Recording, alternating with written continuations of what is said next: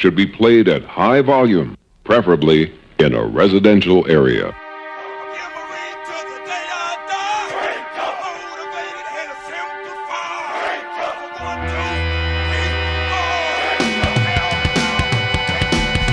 One shot, one kill!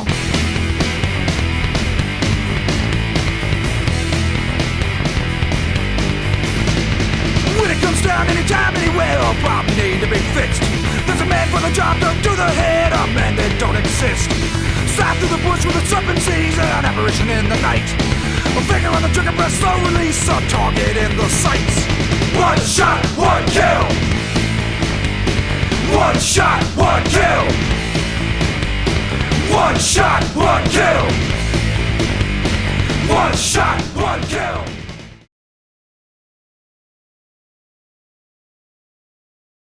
Hey, welcome everybody. Back at the office, ready to do another podcast for Father's Day. We have Father's Day coming up in a week or so, I believe.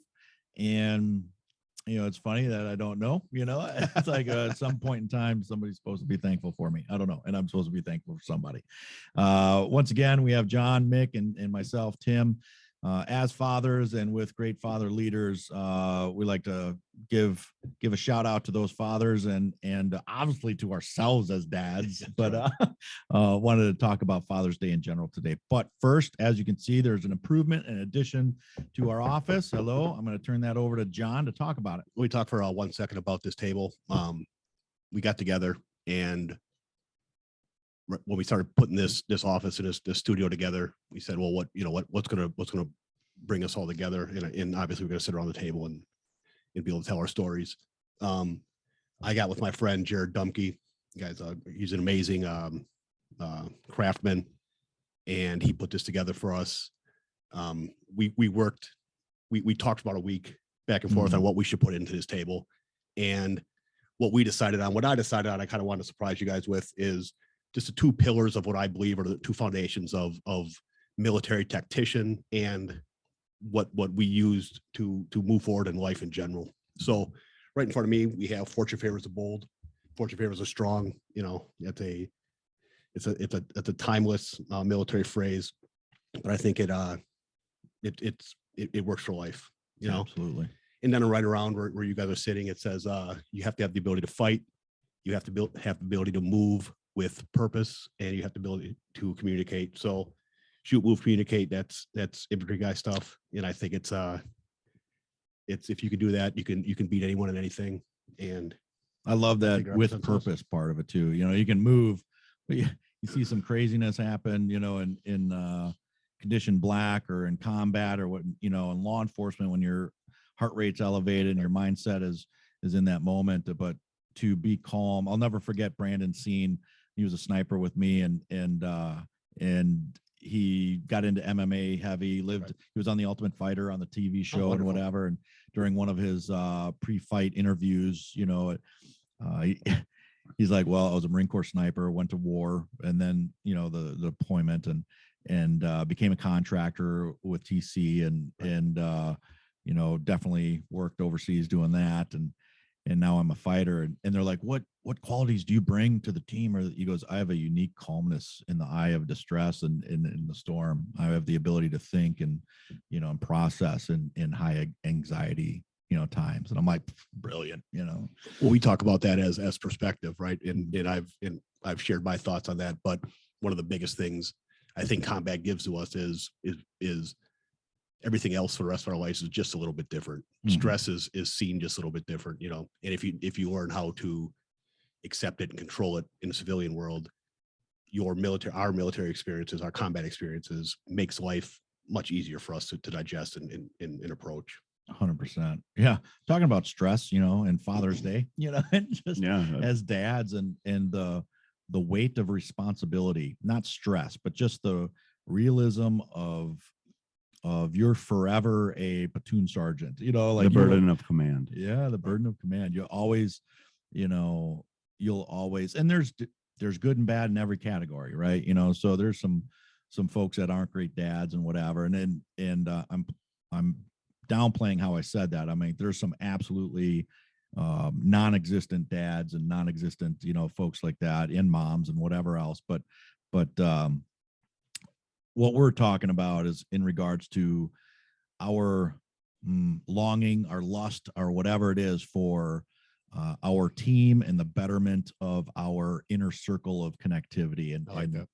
Our kids are obviously a forever team, and we'll do anything for them. So yeah, I would talk about basically two topics today as our fathers and father figures, and then talk about us as fathers. And some of those are going to overlap on hearing about the one. Obviously, we're going to talk about our experiences and stuff as a dad, but that's it. That's what we're going to talk about today. And, I'm not sure if I kind of was looking at something. I was going to turn it over to Mick, but, there's the new little saying of like men only receive flowers once in their life, and it's at their casket, and they don't even get them basically. And, and not to be a victim on anything, but there is a difference between, moms and dads, and in the old book that came out, men are from Mars, women are from Venus, or vice versa, whatever it is. But it's just different, and dads are different. There's dad jokes, and there's, moms, whatever, there's all kinds of different things that dads do that moms don't, and vice versa. And everybody can do whatever they want. Dogs are playing with cats are playing, whatever's going on in the world. But it's okay to have a predetermined role and task. Yeah. There's nothing wrong with that. You have a baseline. Absolutely. Yeah. No kidding. Yeah, I think we should jump into it. I'll introduce my at it. dad. Yeah. Unfortunately, I lost my dad a couple years ago to cancer. Some of the criteria do abide by the Agent Orange. Mhm. He was a Vietnam combat veteran, which really influenced where I come from. His backdrop is really blue collar. He came from Minnesota growing up. One of his first major jobs was doing construction on the interstate back in the 30s, or actually back in the 40s, right after World War II. Went in the Navy. He's gone to the North Pole twice, South Pole 3 times, been on destroyers, volunteered to go to Vietnam 3 times, was denied. The third time they said, okay. And it was only for promotional purposes. He was such a blue collar guy that he was more interested in getting that next rank in order to get more of a paycheck. Went to Vietnam. He said, limited stories growing up about Vietnam, like really didn't talk about it, but he was the guy who needed to be the breadwinner, essentially. Again, I can't stress enough the blue collarness of his demeanor. He didn't really talk about Vietnam or anything like that. And I never thought that I'd ever go into the military based off of like just his standoffish. He would never really overtly identify any type of problems that we had inside of our family. He would walk out and then come back in like nothing ever happened. I'm just like, wait a minute, what just happened? So avoidance of any type of conflict. And that really plagued him in his later years. So he avoided the conflict. Correct. Yeah. Yep. I don't know what that friction meant to him, whatever. I always have fond memories of him. I got disciplined when I was a kid. I knew what the belt was, the wooden spoon. But granted, I was being a jerk, growing up, and I thought I could always push boundaries. It is what it is. Pain trains. Yeah. Going forward, he got out of the Navy. Well, went to Vietnam. I need to identify this because this is an important part of his backdrop. Flew into Saigon, and these are just some stories that I've found from him that he'd share. Most of it was after I joined the Marine Corps. Flew into Saigon, and the first thing he noticed is there was chicken wire on the windows. I'm like, okay, what's that all about? Apparently there was kids, they have roundabouts here in Wisconsin. There they had the roundabouts also, and kids would come up and throw hand grenades at the bus, because these guys are coming straight from the airport over to another flight line. Yeah. But they're out in Saigon, which is supposed to be like a green zone, essentially, for our era. He said that was like the opening. And he was also there when he got there during the Tet Offensive in 1968. So the Army base that was adjacent to this Navy base that he went to in Vinh Long, that's along the Mekong Delta, actually got overran.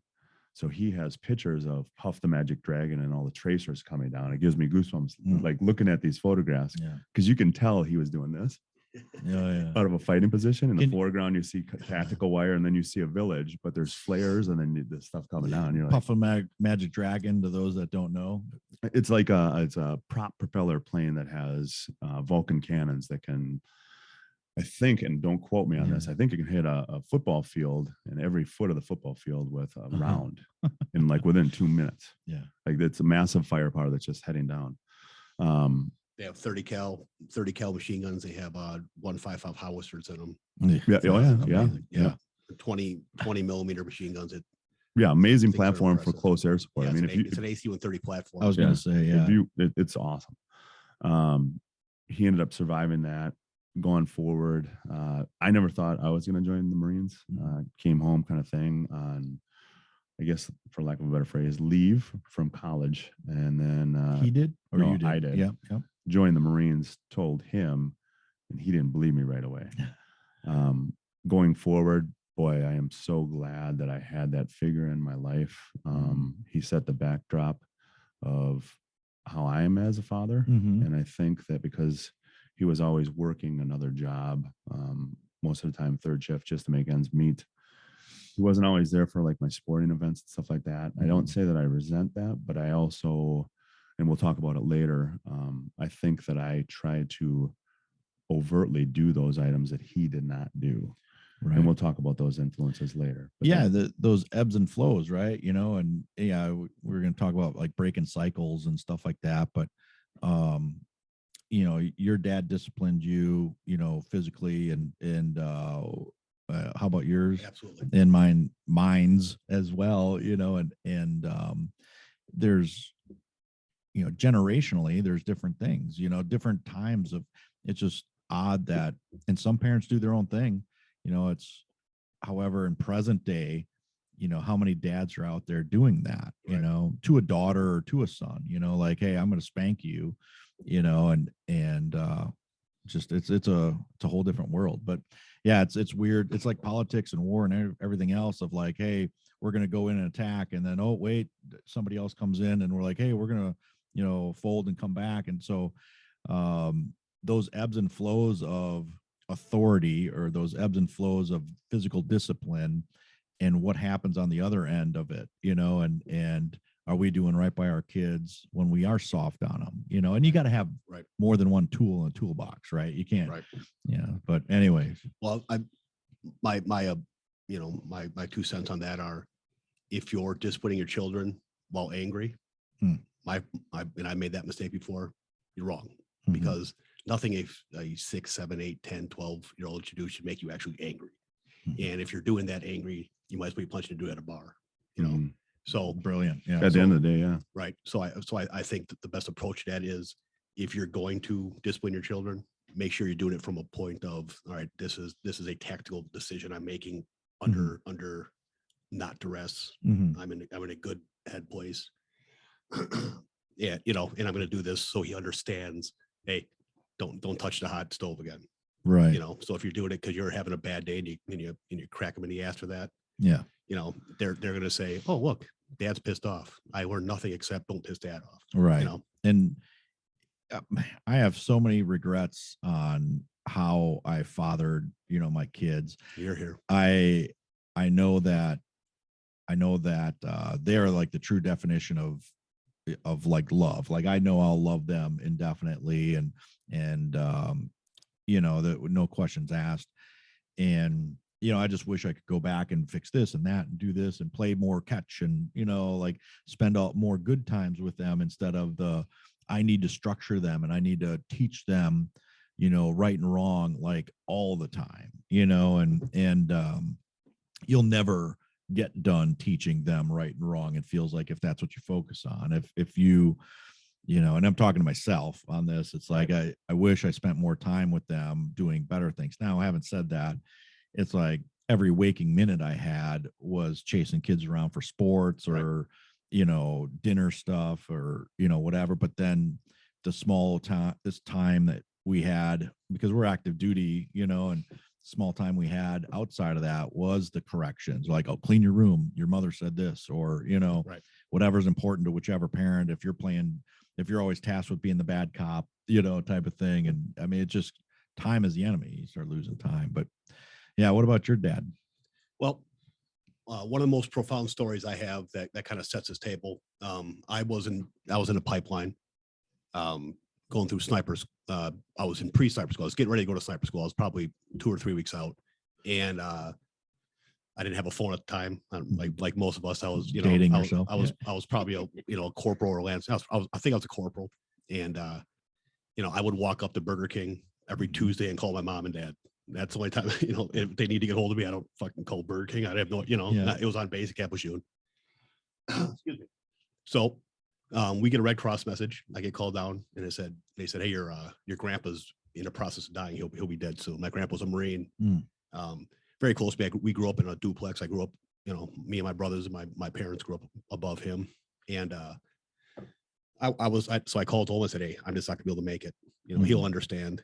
I got this stuff going. I don't know if I can, one, get away. I don't know if they'd let me. And two, I don't think it's a good idea for me to leave for a week. My boss, the platoon sergeant of this unit, he got with me and said, hey, dude, take 3 days off. It's not hurting our feelings. Right. It'll be good for your family. So I said, yep, yes, sir. And I left. He died when I touched down in Milwaukee. So I never got to see him alive. And the last thing he said to my dad was, I had so much more to teach you. I have so much stuff to tell you, so much more to teach you, which I thought was kind of goofy because my dad and my grandpa were very close. And, they obviously lived together in the same house for his whole life. My parents had me when they're still in high school. They're very young.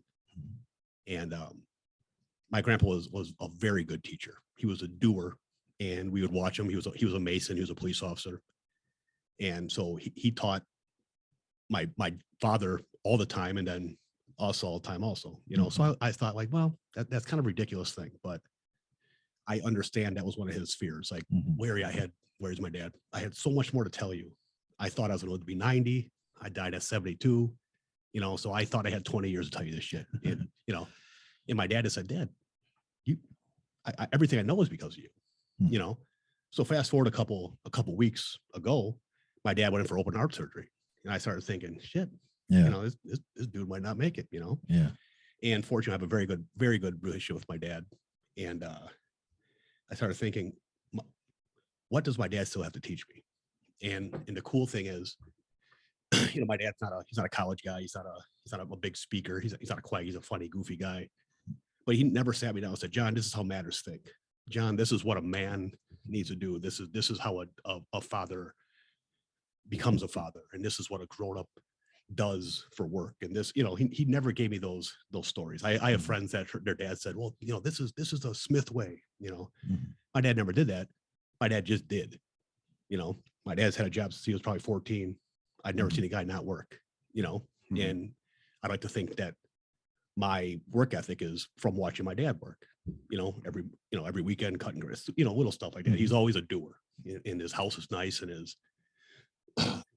and his friends are taken care of, and his family's taken care of because he's always doing and thinking about others, So I started thinking, well, what does my dad still have to teach me? And obviously there's a lot, but I think the platform and I've said this word twice now, the pillars of being a grown up and being a respected man, he taught me by his actions, and he's still teaching me by his actions, So I'm very proud to have my dad, and I'm very proud to have the relationship I do with him. That's not one of, all right, John, sit down. We're going to talk about, manhood 101 type shit. He said, hey, keep your fucking mouth shut and your eyes open and figure this out. This is what a 9-hour day at work feels like. And he did that to me and my brothers. My dad's a construction guy his whole life. I remember, like, my junior year, my brother was a sophomore, my other brother was 7th or 8th grade, and all of us were like, fuck, dude, we are going to college. We are not slinging concrete for us for our lives, And he taught us that. He did it on purpose. He busted us up, made us carry a busted up basement out of the basement in 5-gallon buckets. Oh yeah. This is the shittiest day of work. This isn't a punishment. This is how I'm putting bread on the table. This is how we're surviving. Yeah. And he did that. He did that to show us, hey, go get a real job, or go get a job that when you're 50 years old, your knees and your back are going to be destroyed. Right. Then my dumb ass went in the Marine Corps, but so my dad taught me by doing, and I'm lucky enough to have realized that. And now I pay attention often to that, how nice he is with my kids, and how friendly and goofy he is, and he's probably the worst joke teller of all time. But it doesn't stop him at all from telling kids, he's just a good man, and he has never gave me a good man one-on-one class. He's just been a good man, and I had to fucking figure it out. And I respect that. Modeling behavior. Yes, sir. Absolutely. I was going to say something, all grandparents are like this, but do you ever see him treating your kids in a way that you're like, oh, how come you didn't do that with us? Oh yeah, this whole weekend they're giving my kids donuts, and my mom and dad before we go, hey, make sure you tell dad to get you ice cream, Yeah, you're like, and then they'll come to me, Grandpa said we should get ice cream. I'm like, where was my ice cream? I'm like, we never got fucking ice cream. That's just 20 minutes later, they're out, and you're like, that ebb and flow. Right. Like, Which he deserves. Like I said, he was a dad since he was a high schooler with me and then my brothers, and my parents have been together now for 40 years, amazing. Yeah, Love probably it. more than that, probably 43 years. Yeah. it's hard to do. Yeah. And I could tell when we started having, especially boys, and my dad's like, yes, like I don't have to care when they go to bed. I don't have to care about if they get B's or C's, all I gotta do is be friends, and my kids are so, and I like to see how excited my kids every time they have any somebody kind of was behind me. Scared the hell out of me. Is that you, God? I thought it was Dad. Any kind of accomplishment, I see how excited my kids are to tell grandpa and grandma, because all they get is my dad's positivity. My dad doesn't have to be a disciplinarian. It's wonderful, and it's and I know how much he appreciates that. You know? That's a light at the end of the tunnel. If you think about it in all our contexts, we have that opportunity. Yep. Hopefully we can live to be old and die old. But boy, I'm looking forward to that. Imagine that magic. And I'm still in the magic phase. I don't have teenagers yet, everybody out there. So right now I'm enjoying life, and I know that that's going to go away, unfortunately. It's a cycle. It doesn't go away. It just takes a break for a bit. Yeah, this last weekend, Signe had her first sleepover away from the house, and I was just like, she's 5 years old. But we're going to be able to enjoy that. Hopefully we play our cards right. We're going to be that guy. Yep. Yeah. You know what I mean? And at that point in time, knowing what we know now and addressing what we know now, we can definitely, I don't want to say better because there's not really a measurement thing. We can be awesome though. Isn't it amazing how, like, right now, if you had to tell yourself something, 10 years ago, you'd have a laundry list of things. It doesn't matter what the topic is. Like, if I only knew that when I was 30 or 20, if my priority was this instead of that, and here we are at our age now, probably 35, something, whatever it is, 48. now, in 10 years from now, we're like, you idiots. Like, why wasn't that your priority? It's like, and to a point, I don't even know where it is. Oh, it fell down. I was going to read you a text I sent my kid today. We were talking about Father's Day and stuff like that. And she's away at college and whatever. And, a little bit of just the typical logistics problems of like, oh, I wanted to see you. And I'm like, well, it's a week prior and I can't, pay $1,000 for a plane ticket, and she's like, yeah, but you could have, like, we're trying to work that stuff out. And I'm like, never confuse the logistics with a lack of love. And, years ago, I wish I had more time with my kids, like when I'd be deploying or going away for a month into the desert or winter package or whatever I'm doing. Man, I wish I had more time with my kids. In the present day, I'm like, I wish I had more time with my kids. Not meaning I'm putting a different priority in, but life is weird, right? They're teenagers or older, 20s, and they're off doing their thing and they have their priorities. So I'm like, damn, I wish I had more time with my kids. On my deathbed, I'm going to say, wish I had more time with my kids. I wrote that today when you were talking about, we're all going to feel that way. Our dads feel that way.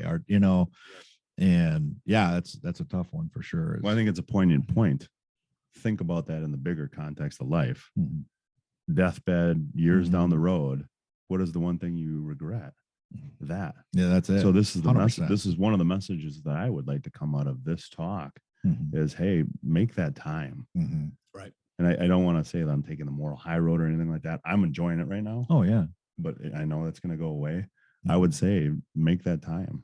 Oh, 100%. And yeah, we'll get into it, but it's like, when maybe you goofed up as a parent, you put something else priority, whether it's money, job, like I got to do this, that, and the other, whatever. And it may seem like a priority. You're always focused on your kids. You're always taking care of them and stuff. I gotta make school lunch. I gotta cook dinner. I gotta do laundry. I gotta do this. And it's not always the mom, it's not, like you said, with the dad and stuff like that, working second, third shift as well. It's like, maybe your responsibility, I'm like, traditionally, it's like, I gotta focus on work, and I gotta do that because that's how I'm paying rent or mortgage. And that's how I'm, everybody has a different role in the family, and that's how other people can do their role. My role is to bust my butt and work. And if she wants to work, then she can work, but we both got to work, or whatever the scenario is. But that it's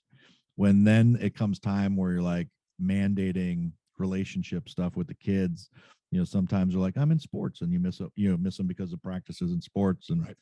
and then all of a sudden it's they're teenagers and driving and friends in high school, and then also in college, and it's like, boom, that fast, where it's it's just, it's not too late, but it's like you can never the timing, line up the timing, but you always want to make sure that you're verbally and then show that your door is wide open. You want to come and learn how to tie a knot, or how to use a crescent wrench, or like how to jump start a car, or what, or if you're like, hey, this is how I vacuum, this is how I fold towels, or whatever. It doesn't have to be traditional stuff. Like whatever lesson you're trying to teach, they should never be confused at the fact that they can't come and talk to you about that stuff. So, well, I think nowadays one of the most dangerous phrases being thrown around is toxic masculinity, Yeah.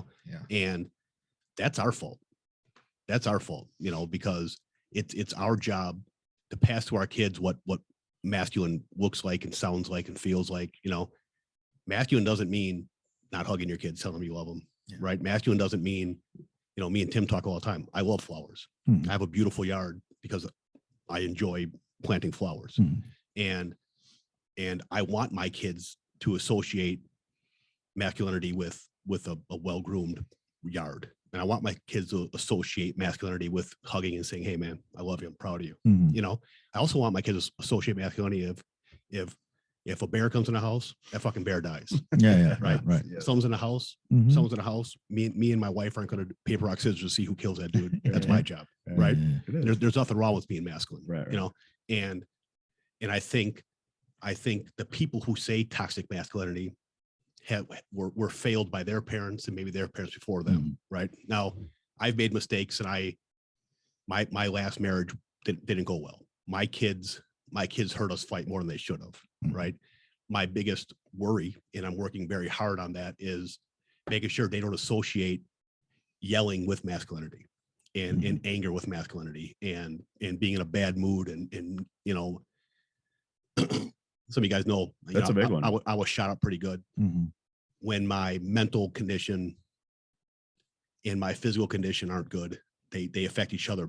Oh very yeah. much, So I was shot several times. One bullet went through my leg, went up into my abdomen, went through my lung, and it went into my back. So it's kind of sitting on my spine, and it gives me, I got a machine in my body now that helps it, but it caused me a lot of pain. That pain caused me a lot of mental, I wasn't sleeping good. Yeah. And I became a shitty person. I became an unpleasant person to be around. And it affected my relationship with my kids, my wife, my business partners, you guys. And my biggest fear is that my kids associate crankiness with masculinity. I have 3 boys and a girl. Right. Every once in a while, I see one of my boys do something that I said, oh, that's a fucking trait that I gave him.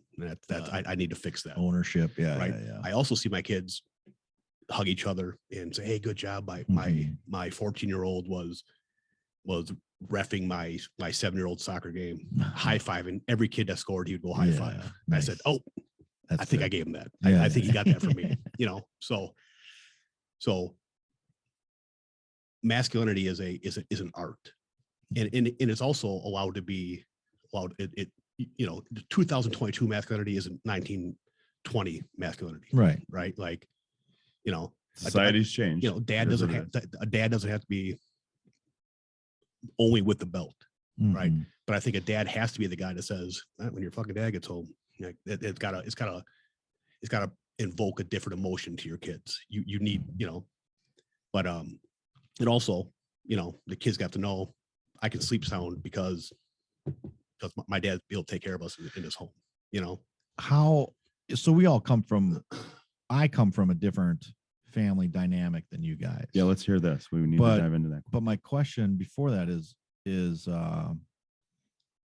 did your dad normally when you grew up, scoop you up, hug you, and tell you he loves you? He did not. Yours? not. Mm-mm. No, mine either. And neither and- did my grandpa, which I grew up with. yeah. But my dad never not said it. Mhm. There's, I mean, every kid has, me and my dad went knuckles up on a few occasions in high school because I was like, all right, I'm a man. I'm man enough now. And then he'd bust me down and be like, fuck, all right, next week, baby. And I'm telling you right now, Dad, I'm going to fucking get you back for that. I told my dad just had heart surgery the other day. I'm like, Oh, now's my chance. one of these days, old man, you're coming. I'm coming for you. But I never questioned if my dad loved and respected and cared for us. Okay. But it wasn't said. Yeah. But he did not say it. Oh yeah, my dad said had- that he loved me. My all the dad time. said he Oh, he loved me, did, but yeah. it wasn't. I do it much more than my dad did. Oh, for sure. But I do. don't think For my sure I kids do. know I love them more than I knew my dad. Isn't that loved me. weird? Like I say it, I say it all the time to make sure they hear it, and I want to I do the pause. I'm like, you heard that? Like, I love you. Like I make sure that they know that there's no questions about it, and I worry that some of my actions aren't seen. Because a lot of times that's behind the scenes. And I fell into kind of traditional things, and as a dad, to where I'm out working, which then sometimes I wouldn't be with the kid, and then they think that I'm not there, and I'm like, no, this is how our family dynamic is. I'm active duty. I'm doing this. Your mom doesn't work and she's at home, and by choice. And it's like, okay, so like kids may not see the weight of the effort on some of that stuff until they get older, and that did come up. Jade, was like, she was Olympic level gymnast and stuff like that. By the age of like 11, she was a level 10, which is the highest you can go, and traveling nationally, all that stuff. And the one day she joined the Marine Corps, and one day as a Marine, or after she got out of the Marine Corps, she's like, I was thinking the other day, and she was out in California where we were stationed at the time, when she was a little kid. And she's like, I was thinking of this. So we lived up by Huntington Beach, or Irvine area. My practices were in Huntington Beach, 45 minutes away. 40 minutes away is Camp Pendleton. So you'd wake up in the morning at like 4 or something, go into work, run PT, train, blah, blah, blah, whatever you're doing on the non-deployment or non-field op weeks or whatever. And you'd come home, and then, whether it's 5 or 6, then you'd race up to Huntington Beach, for practices, and watch me at practice, or bring me home from practice, or whatever the deal is. And then you'd wake up like you're constantly going, and she's like, I just want to let you know that I was just thinking of that. That's a lot. And I was like, Because in a way, when the kids are younger, you want to kind of slide them that spreadsheet. Say, hey, this is the gas bill from last week. oh, just this is those this little is what things. food. Yeah. Just this weekend at a baseball tournament. Mhm. We I went- want a hot dog. we I went to want a concession yeah, stand. Yeah, It cost us $40. yeah. Now we could say something stupid like, "There's no reason to thank me." The Marine Corps thanks me twice a month. Shut the fuck up. That's fucking stupid. Yeah. So you can't say, kids, that $40 bill. That shows you how much I love you. Yeah. Wrong. No, It's just easy to say it. Yeah. Say it and let them know. Oh, yeah. Because to the parents and to us, we can say, look at all the time and I invested in it. I sat in a parking lot, and how many hours have I slept in a car waiting on practice and stuff, that doesn't, it's not their job to figure that out. Mm. It's our job to do that That's showing them, and tell them, Mhm. right? So we can show them what love and dedication looks like, and we can tell them what love and dedication looks, and Yeah. and it makes it easier for them. Do both. You know. Yeah. My, Dive in. yeah, I know my dad stuff, and that's a pack that I carry, as far as how I grew up, I had a stepdad that was very not father like, and I don't think I'm like, I don't want to be negative Nancy or whatever, or negative whatever dude's name. I don't know.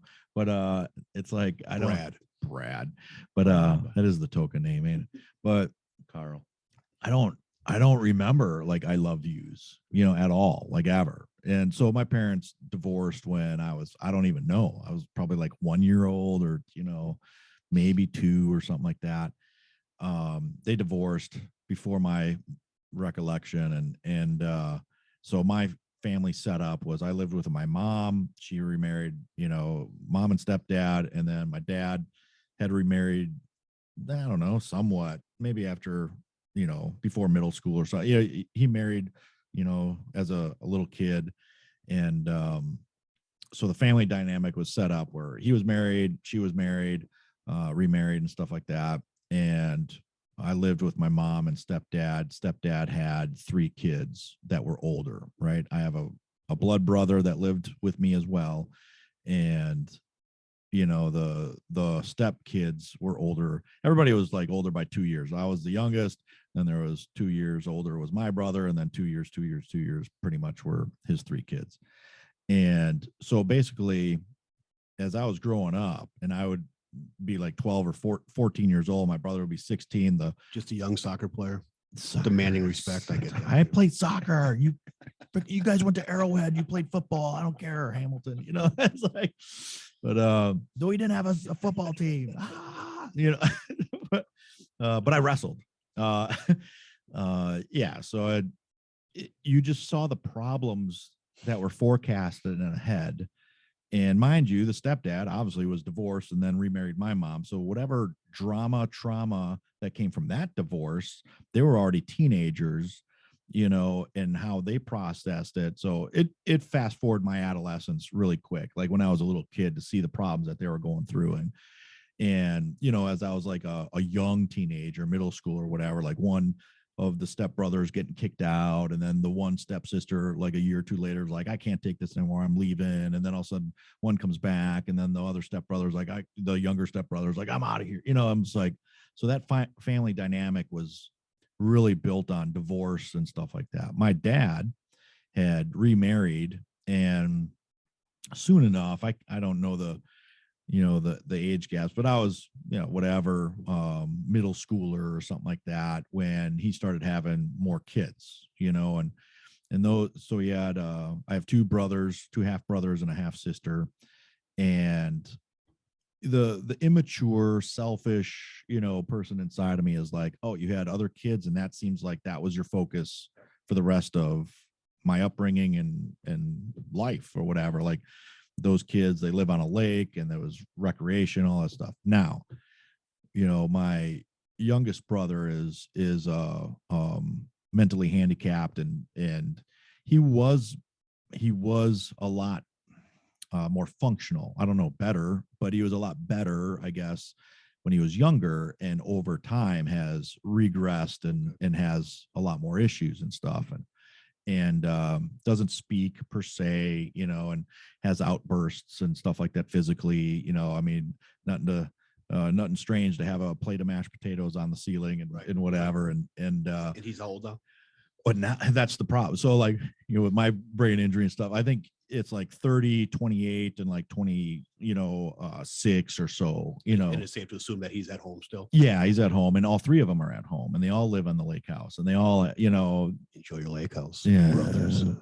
No, and God bless them. But Throw that in there.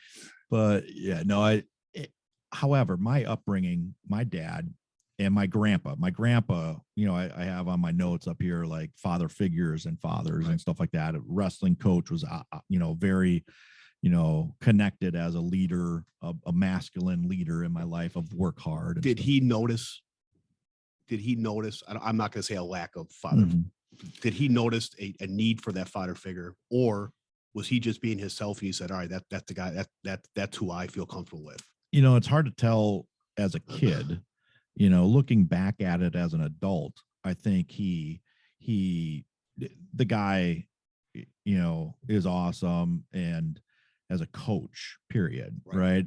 And work hard ethic and just, wrestling coach. And, I think he definitely saw, this is who has parents showing up for stuff and this who isn't. And this is where I'm going to put a little extra effort and stuff like that. And I mean, there was times where I didn't have shoes and stuff like that, and What No. did he introduce to you? That was like, that work ethic and this is how it's done. And pain trains, not in a negative way, instead of like the belt and all that stuff. But, if you screwed up, you're running laps, you're doing drills and you're, and all that stuff. But that leads towards success. This is how you win. But also at that age too. And I started very young wrestling but throughout that time frame of like, the weird testosterone and stuff like that, you have these angry outbursts. It's like, yeah, if you can't focus that or harness that, and put it towards progress, you could fall off the rails in your life, and make bad decisions. And it was definitely stuff like that stuck with me and whatever. But like living 90 to 99% with my stepdad. My stepdad was in the Navy. I don't know much of anything that he had done. I can't for sure say if he was in Vietnam or not. I want to say that potentially, I don't know. I'm not sure. And then he became an iron worker, blue collar, hard work, a lot of hard work, out of Milwaukee and stuff like that. And I remember him being the grumpy guy, when he came home. However, it was every time belt loops are clearing, and my mom definitely abused that of like, wait till your father gets home, and I'm like, I'm a fucking dad, but I definitely got beat like he was my dad, and like ownership. However, all the lessons I was supposed to be learning, I wasn't. So the teaching wasn't there because the love wasn't there. Right. The lessons were there on hard work and like, I drove by the other day in Merton. We were on a motorcycle ride and I drove by and I got this cringe. I look up, I'm like, I re-roofed that barn. Think of a barn's pitch. I re-roofed that barn I was like 13 or 14 at the time, running shingles up a ladder, handing to my brother who's overhanging the barn, to get him. My stepbrother and his stepdad were on the roof shingling, and I was just doing ladder work, and I'm like, Good that was, times. yeah. But as a 12-year-old or a 10-year-old, I remember retiling a bathroom and stuff in North Lake, Wisconsin. It was for a church. And I'm like, I remember my whole upbringing was work as well, but it was more slave labor. It wasn't like, hey, that was, good work or whatever. It was definitely a negative experience. And however, when I'm out doing projects and stuff like that, in my garage, I do reflect on the benefit I had of learning some of these mechanical skills from that slave labor, Was it intended punishment, or was he said, hey, this is the job we got to do, take from it what you will? It was never a lesson at all. Okay. And it got to a point where early teenage years, the big joke, everybody was joking on my stepdad, everybody meaning the stepbrother and my brother and me were usually on a job site together. And if you picture a job site, like a fully functioning construction site or whatever, redoing a second level deck with overhang and stuff like that comes to mind. Normally he would drop us off on this work site and then maybe putz around, kind of look around, kind of gauge the project and whatever. And then I got to go to Sherwin-Williams. It was all the time. I got to go to Sherwin-Williams. I'll be back, and kind of hand out the task list or whatever. And I'm like, it'd be hours. And I'm sitting there sanding like windows on a ladder, doing the whole side of a house because we're painting and different things. And, Corey is there ripping boards and stuff for the deck, like building a deck himself. And all of a sudden lunchtime would come around and he'd come back. It was always a Mountain Dew and a crawler, like donut. And we're like, hey, I got you guys lunch. I'm like, whoa, man, thanks. And I'm covered in, whatever. And so, and he would come in and he'd be bitching about shit. Like you have the paint uncovered and it's hot out. There are all these problems, right? There was always, everything was a problem. And, so, you deal with that, and then maybe in an hour or two, and also I got to run over to the lumber yard. He'd be gone, and like a couple hours. As an adult, I'm like, he must have been banging somebody. Like there had to have been Right, something right, going right. on. There wasn't. I think you know, He's a grumpy old man. and he wouldn't come back with, I don't know, he probably made a trip or something and then Right. just putzed around or whatever. And I felt like when I look around at these projects around Wisconsin that I did, I'm like, I built that, I did that. Right, The right. girls' school in Nicolay Forest, you know, I'm like, I did that. I built them a freaking shed, you know, bunk bed shed. You know, I'm like, you know, I look at that, I'm like, where was he at? You know, but there was never like, hey, I love you. This is how we do business and stuff. It Right. was, we'd pull up at the house and he'd get out and be like, organize a truck for tomorrow, you know, and I'm at school and I have wrestling practice Right, and stuff. And he doesn't want to get in the back of the truck and shit like that. And so I'll get in the truck and I got to unload the whole truck, put all the shit in buckets and all that stuff and put everything away. And, you know, it's easy to do a project. The problem is a lot of times you don't put your tools back and you don't sweep Right, and vacuum up sawdust and all that stuff. So all that crap I'd be doing. Then I got to do homework. And that was the family business and the routine. I left out a major part was he had fallen as an iron worker and broke his back. I was young, I don't know, middle school, maybe, if not a little bit younger, I don't know. Broke back, full body cast type of thing, was laid up on a couch, right? Jeez, yeah. And I remember, you know, it definitely didn't help the situation. We talk about being hurt and body in pain, then your mind's in pain and you can't sleep. And it definitely was not beneficial to anybody, right. you know, and so yeah, and rewind that, some of my earliest memories, you know, I've been in the hospital long term as a small kid and lived in a tent. I was a bubble boy or whatever, you know. I had a staph infection, last rites given, and Really? you know, tubes to the lungs to keep them draining, and you know, I definitely was in bad shape, and I just like, you know, there's like one picture of that, you know, and there's like maybe a couple pictures. And that's the other thing I think about. I'm like, where's all the pictures of me as a Right, kid? You right. know, like we're playing sports and there's not, you know, there's the token 6 pictures that, you know, my mom posts every year. And I'm like, I've seen that one, you know, and I'm like, as a matter of fact, I gave you that one, you know, and but they did have a camcorder when those came out, old, but I mean, they did take their own pictures and do their own things. And my dad, on my real dad, they definitely took pictures and stuff like that when we would do things. And so 2 different dynamics. My real dad, he was a mountain climber, and I've been talking for a bit, I apologize. You know, my dad was a mountain climber. We had a family business as well. My grandpa was a businessman and opened up the state's beauty college to license Yep. people on how to cut hair and style hair and stuff, and owned a college and all that stuff. So pardon. So everybody kind of worked on that as well. And my grandpa trained dogs, you know, nationally awarded first place prizes for bird dog training. Cool. That trickled down to my dad, who also trained dogs. And so there's all kinds of stuff going on. But my dad was a mountain climber in the 70s and early time frame. And I'm thinking about warming layers and gear that we have, and they didn't have that type Right, of stuff. right. And it was pretty, and he did a lot of ice climbs as well, and just crazy, you know. One of my favorite pictures of him, he's toe picked onto one crevasse and then ice axe into the other, and he was doing a transition before it got too wide or whatever. And I'm like, dude, you know. Cool. And but you know, he made the effort to put my brother and I in the back of his old Datsun pickup truck and sleeping bags, and we drove to like Wyoming and then hiked out to like a base camp, and then they did the climb, him and his climbing team, and Pete and I, you know, throwing rocks at, you know, Right. cougars and different, you know, like what, you know, like, hey, don't leave the food out because bear's coming. Oh no shit, there's a bear. You know, it's like as a little kid while your dad's mountain climbing somewhere, you know, and so some of those life lessons are priceless, you know. Yep. And there's been like 2 trips. We did Rocky Mountain National Park when I was a little bit older, and you know, I don't think I was high school. Yeah, I was, you know, maybe 8th grade or something like that. But those are definitely crucial to who I became. Sure. You know, independently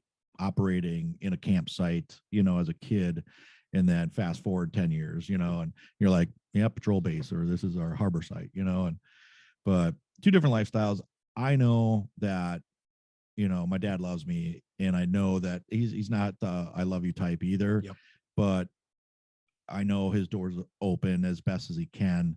But I know that my younger brother with special needs, I think about how I would be as a dad if I had that kid and then had another set of kids. So I'm like, the effort that goes into what they have to do for my younger brother is intense and immense. And I know that he's sacrificed everything in his livelihood to take care of that family and to take care of Tyler. So, you know, I definitely cut a lot of slack in there. You know? It's in line with what you were talking about earlier, where they don't know Right. in the Right. time frame, but like your maturity level later Yeah. on, you understand what it is. Mhm.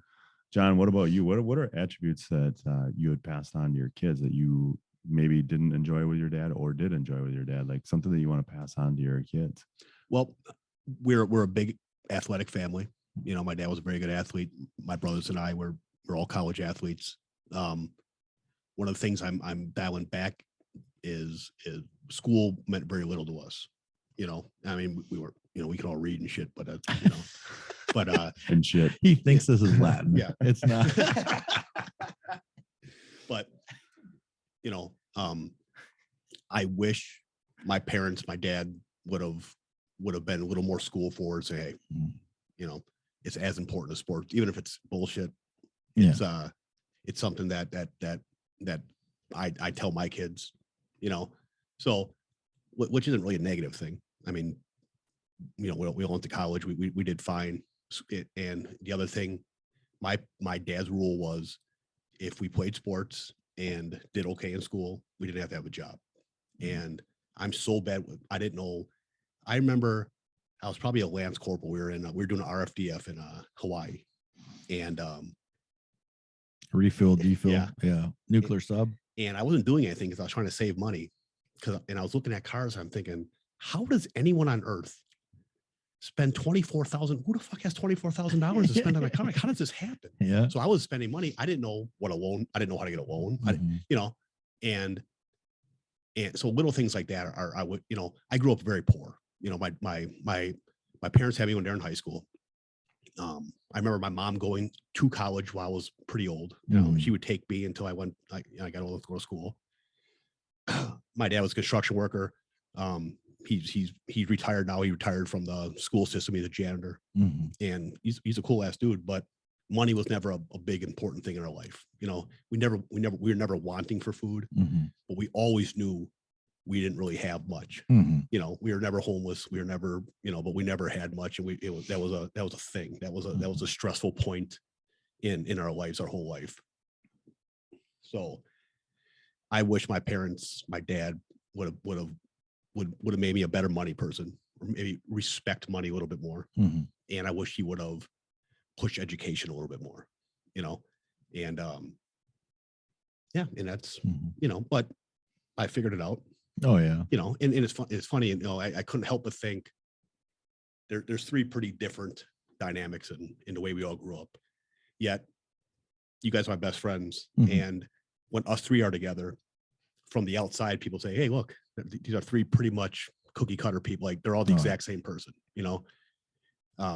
Your kids, your oldest daughter especially, Mhm. she's actually my friend. Yeah. You know, she reaches out to me, hey John, Nice. how you doing? How you feel? You know, which that's upbringing. Oh You yeah. know, most 22-year-olds, Oh, most yeah. 22-year-olds don't just say, Yeah. Yeah. well, I better call my my dad's uncle. 42-year-old buddy. Yeah, Yeah, yeah. Uncle John, you know. So she'll reach out to me, hey, hope you're well, hope the kids are well. That's awesome. And that's you.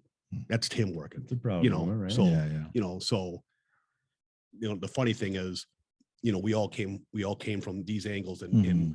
we're right here trying to, you know, because who really gives a shit about, once you're a father, who cares about what you do? It's what your Right. product is. Right. Right. You know, what's your Yeah. product? Your Legacy. product, your Yeah. legacy. We talked about this before. You know, your kids. Are your Mhm. kids dipshits? Your kids good people? Yeah. Because that reflects directly on you. You know. Yeah. There's one thing, you know, I'm so proud of my kids, and just like any parent, like I'm fast forward from your scenario, like my kids are 23, 19 and 16. So, you know, I'm just ahead of the game of you know, it's coming, you know, hold on to your hat. And I say it's a cycle. You invest in the love, whatever hormonal, testosterone, family fight, divorce, whatever, if there's no question that, hey, my life is to make your life good, Right. and I'm here regardless of fight. I'm 100% until the end your teammate. That becomes a cycle. So fall out and it comes back. And Kennedy, my middle kid, I love her so much, and I love all three of them equally. And in divorces and different things, there's these crappy things that get said, or people are like, oh, you like one kid more than another kid. And I'm like, I don't think any of us could ever feel that way. I don't, I like all three kids are different, and I may do different things because of their personality or how they receive information or whatever, but I love them equally. And Kennedy's off at college, and just like any teenager, and having daughters, and there was a divorce, and then all kids lived with me for a while, and being a dad, like helping one kid with her first period to like, having a teenager. That Kennedy is like a 35-year-old when she was like 14. She wanted to be like a doctor and a lawyer. She's very thoughtful, very, articulate and smart. And when you talk to her, you better be like 4 steps ahead, because that's where she's thinking, and she checks on me like daily, like the most at this point. And Jade checks on me too, but like she's at that circle stage of like, hey, I'm in college, and this is what it takes to get me into college, and hey, thank you, and I appreciate you and stuff. But when they were little kids, I would always get complimented on their behavior. I'm like, those monkeys in the house, blah blah blah. How good They're does like, that feel though? yeah, they're like, It's rewarding. That is your house is like whatever, but your kids just said please and thank you for one. They called me sir, ma'am, or they thought of something, checking on you, or they picked something up off the ground and put it where it go. I'm like, oh yeah, so yeah, I do. I see that stuff, and they were always complimented, and I definitely were very proud of them for that. And I don't know if I've given myself credit for that, but I was always like really happy with how their manners were and stuff. As you guys know, I spend a lot of time in therapy. I go once a week, and like this therapy, shit like this, and I talk to you guys. I don't think there's very many dudes that have relationships like us. That we can talk about some heavy stuff. We can talk about titties 1 minute, and then talk about like heavy stuff that And the one thing I realized is if you have a feeling about like, all right, this is how I want to approach my kids, or this is the legacy I want to keep with my kids, or this is how I want my kids to see me, you can start today. So people listening, you get big, oh shit, my kid's already 12 years old.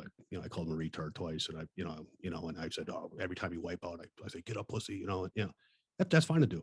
But you can start being, you can change sweet. and You can start being modify. sweet that day, and it makes the kids notice it. It makes an impact on them immediately.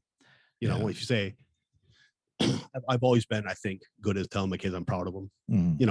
But with the divorce, and I'll get into some other day. I didn't see my kids as much as I'd like for a while, and I notice now, I see them all the time. I'm with them constantly. Like me and my oldest went to the Brewers game, just us two yesterday. Oh, nice. And I took a second. I say, "Boy, I'm really proud of you." Yeah. And he was like, "Oh gosh, Dad, thanks." But he was like, he's a 14. He's like, whatever. Yeah. But it. Can I get a pretzel? Yeah. He's like, well, let's do a speed pitch. I'm like, it's fucking 600 people in line. Yeah. But it's one thing I did notice. You don't have to even build up to it. You can one day say, "Hey, I love you. Very proud of you." If you don't do it, you can start doing it, and it's the kids take notice immediately. That's a whole nother topic that we have to broach at some point in time, is the divorce, because all three of us have been single dads at one point in time, and how that influences our relationships with our kids.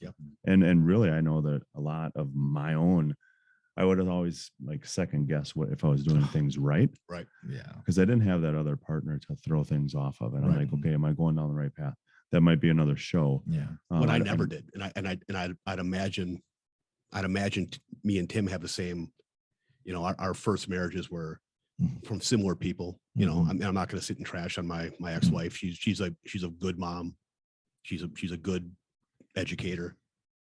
We just didn't get along, and so I never had the ability to bounce off, because it was literally like, if I said, hey, this this is green. She was like, well, it's actually an off brown. I'm like, all right, motherfucker, you know what the fuck, so so what that taught me is, as you guys know, I'm married again to a wonderful person who I took those. Congratulations, by the Yes. way. I took those wants and needs from my last marriage, and I made sure that I found them in my Oh, next, yeah. and yeah, that's Do we have a TOT? Yeah, I'm gonna just finish up with one thing, and that's the full circle aspect. Like right now, Jade has come full circle and been back a long time. These teenage years, like you wanted to take a piece of your dad, and being a dad, I'm in those years. How old's your oldest? 14. Yeah. So, I have that 23-year-old who's, around 16, 17 years old. There's frictional, and then, Kennedy around the same time frame. And now Stevie is 16, and I'm in the eye of that storm. Yep. And it is the hardest thing for me to deal with, because when you're not in control and you can't flip the switch, like you said, like, hey, today I'm going to try different tools in my toolbox, or I'm going to do something different. And that's been taken away from you. A lot of dads out there dealing with custody issues, and a lot of the moms who don't let them see them and all that stuff. And right now it's the worst thing in my life is I got a kid who's mad at me or going through stuff, and I'm trying to rebuild a connection, and I'm not getting any, there's no co-parenting, Right. and and it's just, somebody who I've had a restraining order against, and now that's over. But so now I'm talking to that person again to try and figure out how to navigate this situation, so I can build something with my daughter, who I love and I will always love. And it's just tough. But I remember being in that position, different because they lived with me, but with other daughters that came full circle right away. And this one has me stressed out, because you're like, hey, I just want to be the best dad in the world. And anyways, I just want to say I love all my 3 kids and I miss them. I think that's their way of saying also, hey, I'm ready to be a grown up. Yeah. Like when I put my fist up, that was me saying, Dad, Yeah. I got to do it. Yeah. I'm grown up enough Less now, authority and more love, or more, Also, can I borrow $12 and get a ride to my friend's house? Yeah. I don't want to be too much of a grown up yet, but what I you think we're got? good. Yeah. Once again, Father's Day, happy Father's Day to those fathers. Happy Father's Day to those people that don't know their fathers. But like those coaches and mentors and different people that are influencing life lessons to folks, to kids out there that, I remember the janitor used to bring me a peanut butter and jelly sandwich every day, because he knew that I didn't have someone packing me a lunch, and I had wrestling practice, and these other kids have all this crap that they got, and I'd be sitting on the steps in between school and practice, and this guy would hand me over a peanut butter jelly sandwich, and I did those people like that. You don't know how much you're affecting a kid, and how much you're worth to those kids. So keep up the great work, and God bless you all, and go do dad stuff and tell dad jokes and teach them how to tie knots and properly fold things and whatever else dads do, and Bad jokes. bad jokes. Yeah. On that note, do you want to leave us with one, Mick? stay masculine. Yeah. Stay masculine. Dominate. Dominate. Yeah. Dominate. All right.